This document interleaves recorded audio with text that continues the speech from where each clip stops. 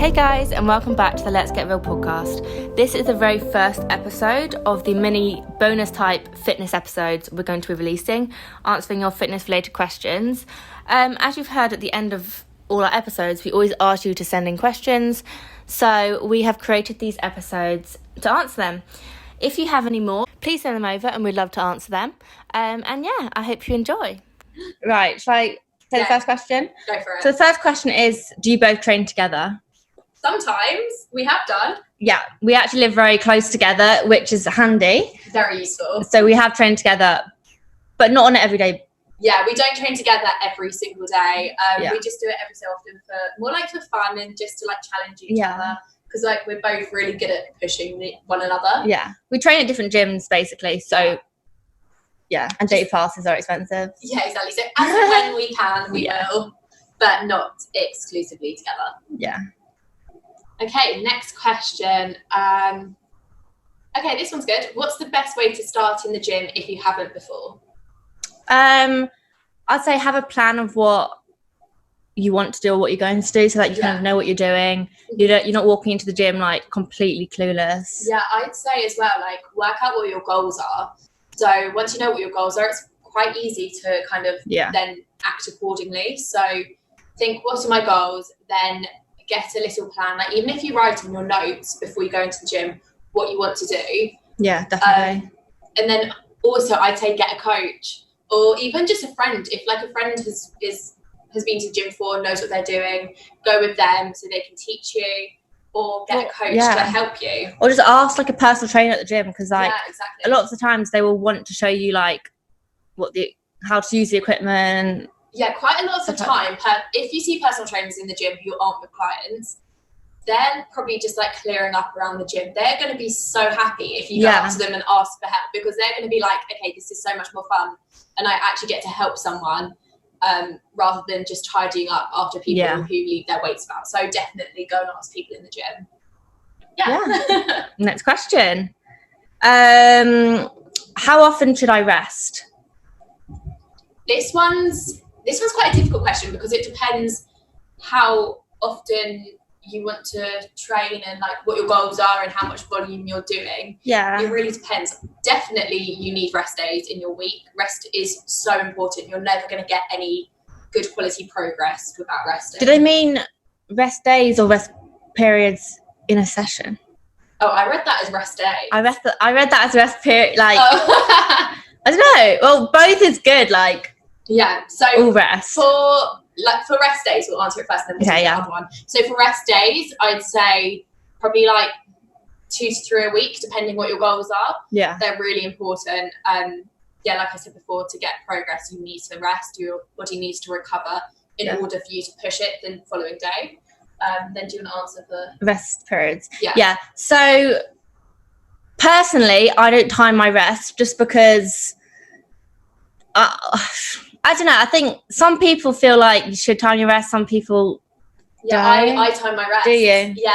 I think that's the thing. When you become more experienced, you don't need to as much, because especially when you're pushing really heavy with the weights, you do need that rest. Yeah, sometimes you need extra. Exactly. Whereas I think when you're first starting out, or if you're short on time, then you can, like, I'm so bad. I talk to so many people in the gym. Yeah, it is good. Like if you go on your phone and you're scrolling and you're procrastinating and like just putting it off, then it is good.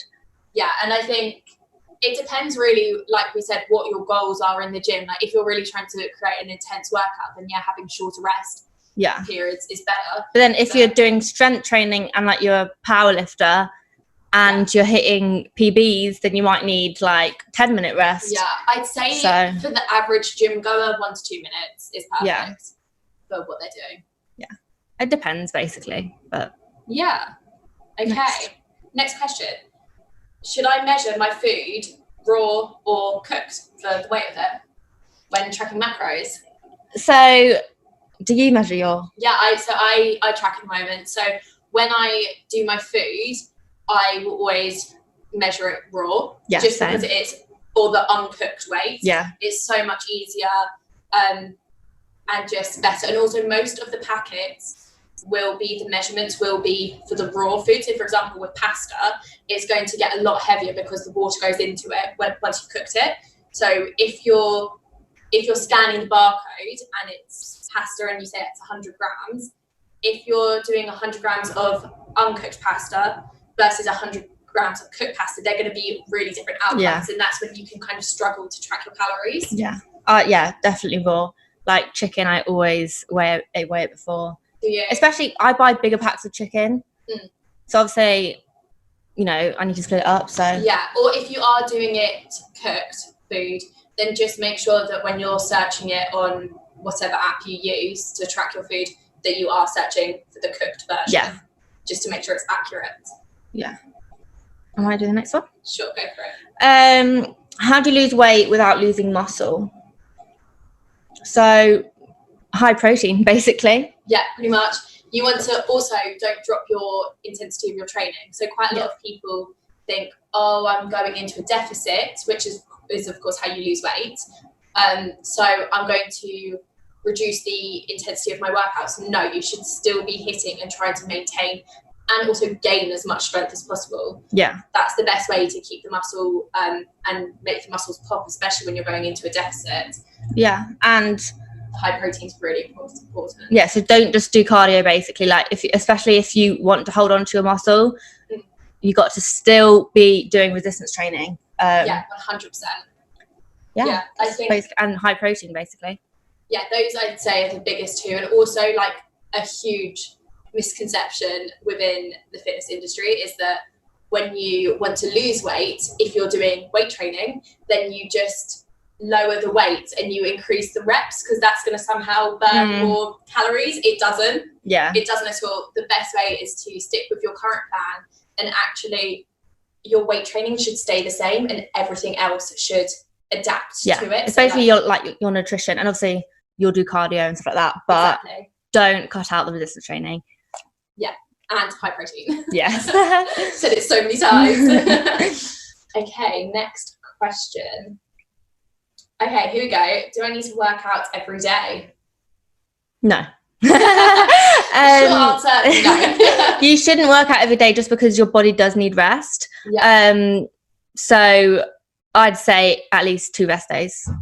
Pretty much, Like even 1 rest day, like I would always say 2 at least, but I completely agree.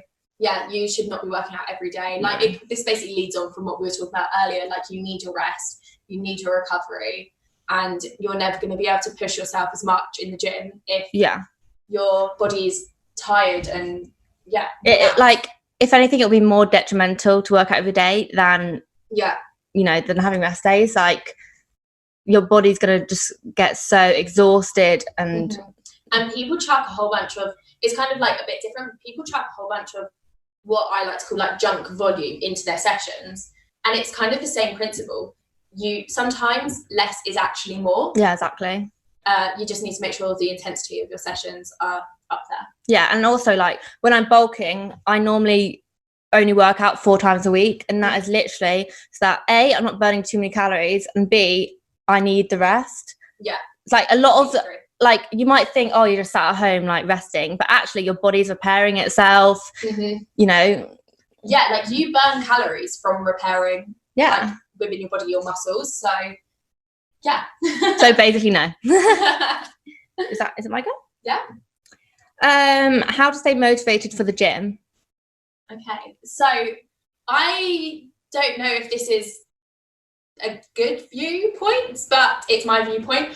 I actually think motivation at times is a bunch of rubbish, and I think it's more about determination and how determined you are to reach your goals. Everyone thinks that because we're personal trainers that we're motivated all the time, and that's not the case whatsoever. There's days where I literally do not want to leave my house or the bed or go to the gym. There's days I go to the gym and I'm like, I don't want to be here. The biggest tips I'd say is, first of all, find something that you enjoy. Would you say that? What else? So how badly do you want it? How badly do you want to lose weight? How badly do you want to gain muscle? Think why you're doing it. Like, what's your why? That's a really good thing, is why are you there? Is it that you want to become healthier? You want to increase your endurance? You want to build muscle, get a bum, like whatever it is, think how badly do I want it, and then also just be as consistent as possible with it. Yeah, and just know that like no one's forcing you. Like you're doing it because you want to do it. Don't do it because you think you have to. Like it shouldn't be a chore. It should be because you enjoy it, because you want to. And yes, it's gonna like sometimes it's really hard, but that's what you're gonna do to. Yeah, and also I'd say like don't be hard on yourself either. So if there are 1 or 2 days where you really don't want to go to the gym and you kind of say to yourself, like, is my body actually like really tired and can't handle going to the gym, or am I just being lazy? Yeah. Just being lazy, get up and go to the gym. If you're genuinely tired and you need a rest, have the rest, and that's absolutely okay to have off days, because then you just got to make sure you get back up the next day and keep going. Yeah, definitely. It's no one's gonna be motivated all the time, and you know there are going to be days where we have more energy and less energy. Like it's just it's we're human. Like exactly, no one's asking like a load, and like I said before, it's all about consistency. So like I said, like you don't need to go all the time, you just need to make sure you're consistently doing something, and you will see the changes that you want to see. Yeah. And also I'd say stay accountable, or get someone to be accountable to, even if it's your friend and you both go to the gym together, like, and have a training partner. That can make it more fun. Yeah, go with someone, definitely. Get someone who pushes you as well. Yeah, or even though for us it's not our thing, if you like home workouts, do home workouts. So that's absolutely fine. If you like classes, go do classes. If you like running, go do running. Whatever it is that you enjoy, go stick with that. It may not be the most optimal way to get to your results, but at least you're doing something. Yeah. Cool. I feel like we can talk about it in more depth in a different episode. And like also I'd say like let us know your like circumstances as well, because it will be a lot easier to go into detail if we know kind of the ins and outs of what you're actually struggling with. Yeah. Cool. Okay, here we go. Best exercises to grow the glutes. Should I start? Go for it. For me, I'd say squats, but I know a lot of people would say hip thrusts. Yeah. So that's just for me. Yeah, I used to be like a diehard hip thrust. Yeah. And then like, to be honest, now I do them because they're obviously great and they do grow your glutes. Yeah. But they're not my favourite exercise. I don't particularly enjoy them. I really don't like them. I honestly would say like you just want to be making sure you're hitting your glutes from all angles, working it under, so that when they're under a load, from a stretched, lengthened position and also a contracted position. So for example, squats do a lengthened, hip thrusts or 45-degree hypers, they all do it from a contracted point. You want to be making sure you've got a hinge in there. So RDLs, deadlifts, abductions, hitting from the sides. Yeah, you just kind of want to make sure that if you're working a muscle, you just got to hit it from all. I mean, obviously like squats will do your quads, and some people are quad dominant, so they find, you know, probably hip thrust is better for them. It depends. But for me, I would say squats. Yeah, but then, do you know what? I absolutely love lunges and Bulgarian split squats for my glutes. Split squat, I have noticed such a huge development in my glutes since adding them into my program. So definitely. Yeah, there's loads of exercises for glutes. But so, there is. Should we go top 3? You go and then I'll go. Okay, squats, leg press, and RDLs, either dumbbell or barbell. Yeah, so I would say I'll go with hip thrusts for. They are good. They are good. Bulgarian split squats, but make sure that your torso is slightly lean forward to increase the hinge in your hips. Really targets the glutes. Yeah. Or reverse lunges, and you know what? I'm going to say some kind of like kickback or 45-degree hyper, something where your glutes have worked in isolation. Yeah. In the contracted position. Yeah. Yeah, those are the good ones that I'd say. My go. Yeah. So this person says, I get really sore after my workouts. How do I fix it? Okay, so well, there's like a few different things that I would recommend, but the main thing I would say is that you're doing too much. If your body is getting super, super, super sore after a workout and you need like a whole week of rest, you're doing too much volume, really. Yeah. And so what I would recommend is cutting back what you're doing, which might sound counterproductive, but honestly, you'll get better results that way. So cut back the amount of volume you're doing until you get to a point when you don't get too sore, and then slowly increase it. And make sure that it's not injury. Like, yeah, exactly, completely. Oh my gosh, yes. But I think you would know if it was like a serious injury. But sometimes you can, like, you know, do an exercise a bit weirdly and then like your muscles. Yeah, exactly. So you want to make sure that it's not injury, but also like decrease the amount of volume, increase your protein. And also stretching before workouts. Yeah, so you want to make sure you're warmed up for the session. So like 10 minutes on the stair or treadmill or whatever. Yeah. And then you can do some dynamic stretching. So for legs, like leg swings, stuff like that. Yeah. If you want some banded, like workout movements, body weight stuff, just before to help increase the mind muscle and get the contractions and stuff going. Yeah.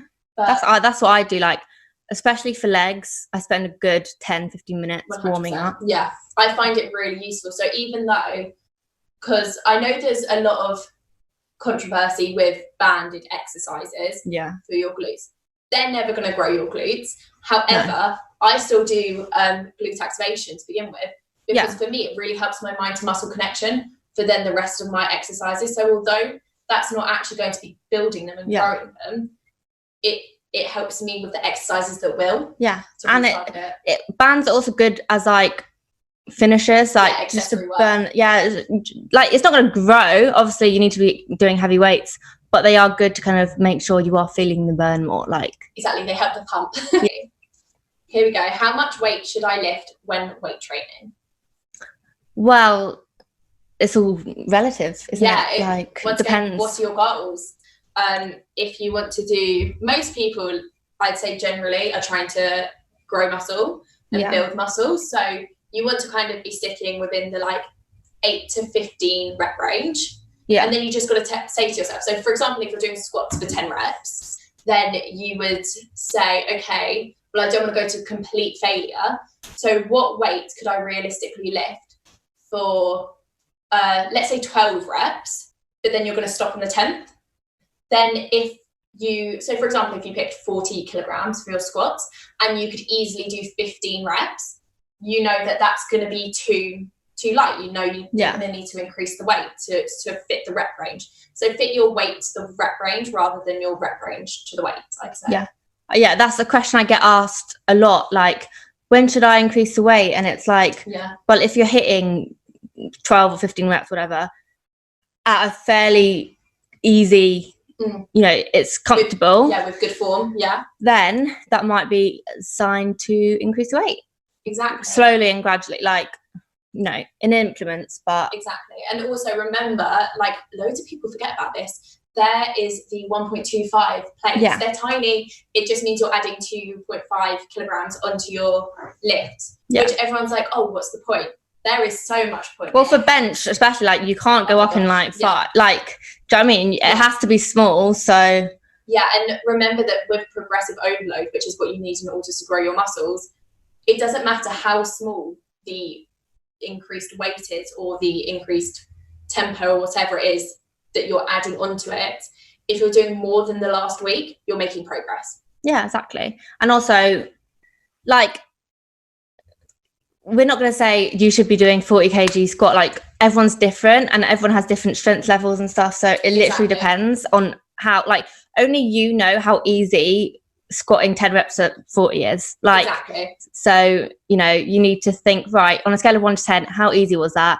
If it was like 10 out of 10 easy, then you should go up, as long as your form and technique's fine. Exactly. And once again, ask the personal trainers in your gym to watch your form, or even give you a spot to help you out, just to increase your confidence with what you're doing, because I know that it can be quite scary to increase weights. Oh yeah, definitely, especially when it comes to like big like squats or whatever. Exactly. And you don't want to like hurt yourself and you don't want to cause injury, so just ask for help, because honestly, like, I used to work in the gym and I absolutely loved when people came and asked me questions, because it meant that I could actually do what I love doing, which is helping people and fitness. Thank you so much for listening. You can find us on Instagram at @ClaudiaRoseFit with 2 T's at the end and at @GracePetriePT. That's Petrie. Please subscribe to our YouTube, Let's Get Real podcast with Grace and Claudia. And yeah, feel free to ask us any questions you have, and you might be featured in next week's episode. Bye.